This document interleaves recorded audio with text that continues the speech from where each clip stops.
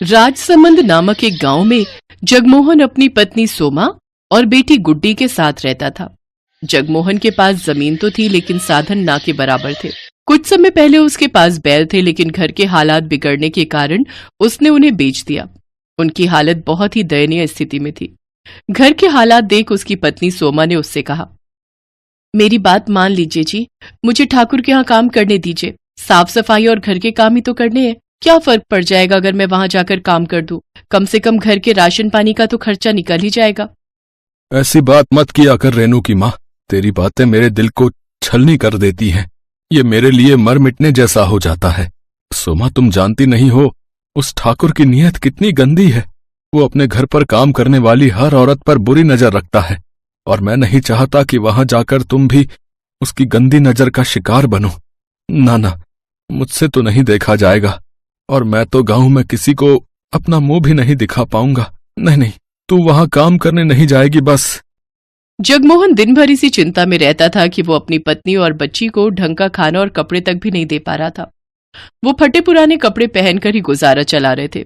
जगमोहन जब भी गांव में किसी से मदद मांगने जाता कि हल और बैल दे दो या ट्रैक्टर उसके खेतों में चला दो, तो सभी उसे मना कर देते।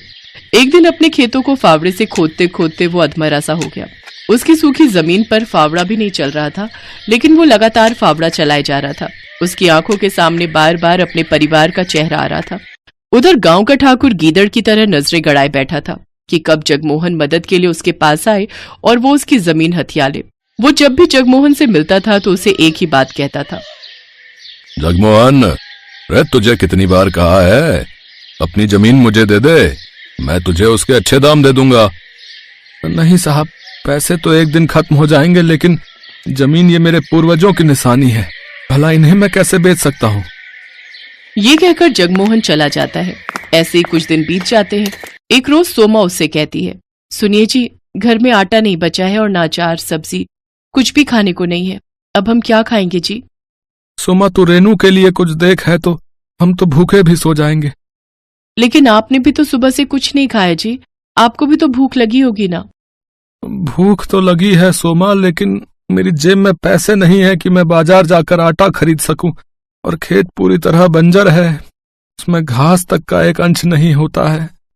अपने पति की लाचारी देख सोमा को उस पर दया आती है। फिर उसका ध्यान अपने पति की बात पर जाता है और वो आंगन में लगी घास को देखती है। फिर उसे तोड़कर लाती है और उसे पतीले में उबाल लेती है। फिर सिलबट्टे पर पीसकर उसका पेस्ट बना लेती है और उसमें नमक, मिर्च, हल्दी, अजवाइन मिलाकर उसे तवे पर डाल देती है। फिर उसकी गोल सी रोटी बनाकर तैयार कर लेती है। ये ले रेनू, मेरी बच्ची, अपनी माँ को माफ करना। घास की रोटी बनाने के अलावा मेरे पास और कोई चारा नहीं था। तो क्या हुआ माँ? मास्टर जी कहते हैं हमारे महाराणा प्रताप भी जब जंगल में रहे थे तो उन्होंने भी यही हरे घास की रोटियां खाई थी, तो फिर हम क्यों नहीं खा सकते? बिल्कुल सच कहा मेरी बच्ची।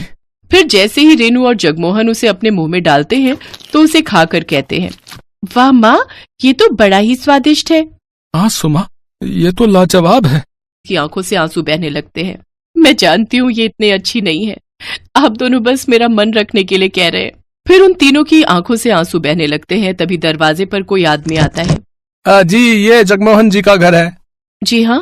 तभी जगमोहन आता है। क्या बात है भाई साहब? दरअसल मैं लॉटरी विभाग से आया हूँ। कुछ महीने पहले जो आपने लॉटरी खरीदी थी उसका आज रिजल्ट आया है और आपने इस लॉटरी को जीत लिया है, जिसका इनाम पूरे 25 लाख रुपए है। 25 लाख रुपए? और साथ में ये, हाँ जी, और साथ में ये आज का खाना हमारी कंपनी की तरफ से आपके लिए। ये सुनकर जगमोहन, सोमा और रेनू सब बहुत ही खुश होते हैं। अब उनके दिन बदल जाते हैं।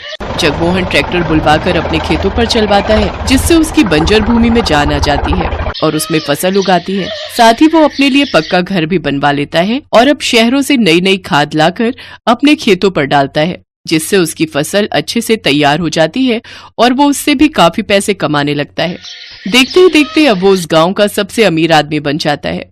अब वो अपने परिवार की हर इच्छा पूरी करता है और खुशी खुशी उनके साथ रहने लगता है।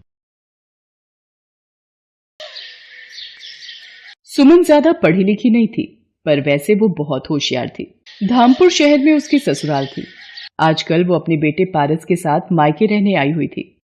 पारस, इतना दौड़ा दिया, थक गई हो बेटा, अब तंग मत करो, चलो ये एक निवाला और खाओ। सुमन बिटिया, तू जितना बोलेगी खाने के लिए ये उतना ही तुझे तंग करेगा। अपना भी तो ध्यान रखना है, 7वां महीना चल रहा है, ऐसे भागा दौड़ी ठीक नहीं। क्या करूँ माँ, खाने के लिए इसके आगे पीछे ना भागूं तो ये पूरा दिन कुछ ना खाए। रुको माँ, शायद मेरा फोन बज रहा है। हेलो माँ जी, सब ठीक तो है? आप रो क्यों रही हो? क्या नितिन का एक्सीडेंट हो गया? कौन से अस्पताल में है वो? मैं पहुंच रही हूँ। सुमन के पति नितिन का रोड एक्सीडेंट हो जाता है। सुमन अस्पताल पहुंचती है। सुमन बहू, डॉक्टर ने कहा है कि नितिन के पैरों में गहरे जख्म आए हैं। डॉक्टर, कुछ तो इलाज होगा। देखिए, अभी कुछ नहीं कहा जा सकता, इनके घुटनों के हिस्से में ज्यादा दबाव पड़ा है। माँ, मैं और मीना जरा घर जा रहे हैं, बंटी घर पर अकेला है। सुनो जी, ये तुम्हारा भाई तो अपाहिज हो गया है। अब हमारी छाती पर क्या ये सारी जिंदगी बैठकर मूंग दलेंगे? ऊपर से उसके 2 बच्चे, एक साथ में है और एक पैदा होने वाला है। अब तुम मेहनत करोगे और वो मुफ्त की रोटियां तोड़ेंगे। अरे मीना, तुम देखती जाओ, इन्हें घर तो आने दो। मैंने सारा किस्सा ही खत्म कर देना है। तुम मुझे इतना बेवकूफ मत समझो, मैंने सब सोच लिया है कि मुझे करना क्या है। हाँ। सुमन और उसकी सास नितिन को घर लेकर आते हैं। अगले दिन, माँ, मुझे नहीं लगता कि अब नितिन कोई काम कर पाएगा या कभी चल पाएगा। देखो ना, मेरा भी अपना परिवार है, मेरे भी अपने बच्चे हैं, है ना। मैं कब तक इसके परिवार को भी पालता रहूंगा। सुरेश, तू कहना क्या चाहता है? साफ साफ बोल। मैंने सोच लिया है, अब हम दोनों भाइयों को अलग अलग हो जाना चाहिए।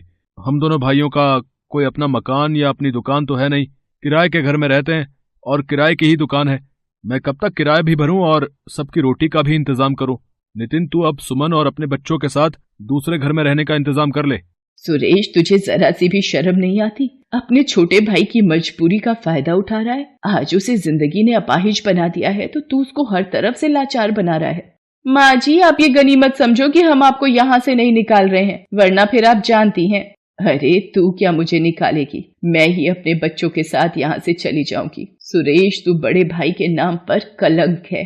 अगले दिन सुमन सबके साथ अपनी माँ के घर आ जाती है। तू चिंता मत कर, तू अब मेरे साथ यहीं रह मेरे पास। नहीं माँ, मैं तुम पर अपने परिवार का बोझ नहीं डाल सकती।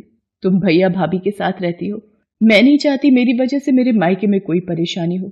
माँ, तुम यही पास में ही कोई किराए का घर दिलवा दो, मैं वहीं रह लूंगी। मेरी बच्ची, तुझे कितने दुख झेलने पड़ रहे हैं, पर भगवान पर भरोसा रख, वो सब ठीक करेंगे। सुमन 1200 रुपए महीने का एक किराए का कमरा ले लेती है। अब उसकी सबसे बड़ी दुविधा ये थी कि आखिर वो अपने परिवार की आजीविका चलाने के लिए पैसे कहाँ से लाए। एक दिन, माँ जी, पारस माँ के साथ वृंदावन दर्शनों के लिए चला गया है। घर कितना सूना सूना सा लग रहा है। हाँ बहू, वो होता है तो पूरा घर उसके शोर से गूंजता रहता है। माँ जी, नितिन की 2 कमीजें दर्जी को ठीक करने के लिए दी थी, मैं लेकर आती हूँ। सुमन बाजार चली जाती है। रास्ते में वो सोच में डूबी थी, क्या करूं? मुझे कमाई का कोई जरिया तो ढूंढना ही होगा। मुझे कहीं नौकरी भी तो नहीं मिलेगी। काश मैं ज्यादा पढ़ी लिखी होती। अरे, सब्जी के ठेले लगे हुए हैं। नितिन का लौकी खाने का मन था, उस सब्जी के ठेले से ले लेती हूँ। भैया, ये एक लौकी देना। अभी इनके आलू तोल लूं, फिर देता हूँ। ये लो माता जी, 2 किलो आलू, 40 रुपए हो गए। भैया, ये तुमने तराजू के नीचे क्या लगा रखा है? दिखाना जरा। कुछ भी तो नहीं लगा रखा मैडम जी। सुमन तराजू उठाती है। वो ये देखकर हैरान रह जाती है कि तराजू में चुंबक चिपकी हुई है। भैया, कुछ तो शर्म करो, तुम लोगों को धोखाधड़ी से सब्जी बेच रहे हो, चुंबक लगाकर घपला कर रहे हो। ईमानदारी से काम करना नहीं आता तुम्हें? पता नहीं कब से लोगों के साथ धोखाधड़ी करके सब्जी बेच रहा है। सुमन को बोलता देखकर लोगों की भीड़ लग जाती है। तभी वहां एक आदमी आता है जिसे देखकर उस जगह पर खड़े सारे ठेले वाले उसे झुककर नमस्ते करते हैं। क्यों अरिया, क्या हुआ? यहाँ इतना शोर कैसा तेरे ठेले पर?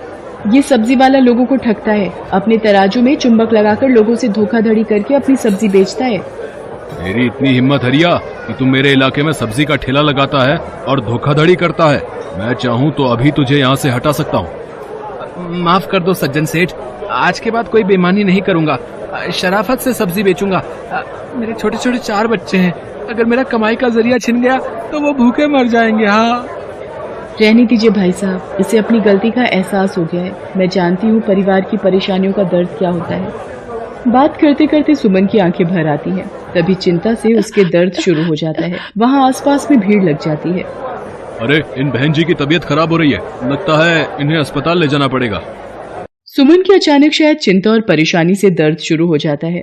सज्जन सेठ कुछ लोगों की मदद से सुमन को अस्पताल ले जाता है। सुमन रास्ते में ही अपने घर का पता सज्जन सेठ को बता देती है। सज्जन सेठ उसकी सास को अस्पताल बुला लेता है। सुमन को एक बेटी पैदा होती है। वही सज्जन सेठ को पता चलता है कि सुमन का पति नितिन अपाहिज है और वो बहुत ही दुखों से गुजर रही है। सज्जन सेठ, आज आपने बड़े भाई की तरह मेरी मदद की है। मैं आपका एहसान कभी नहीं भूलूंगी। इसमें एहसान की कोई बात नहीं है बहन, तुम मेरी अपनी बहन जैसी हो। सुमन घर आ जाती है। कुछ दिनों बाद सज्जन सेठ उसके घर आता है। सुमन बहन, तुम मुझे काम के लिए बोल रही थी? मेरे पास सब्जी की बहुत सी दुकानें हैं, पर संभालने वाला कोई नहीं।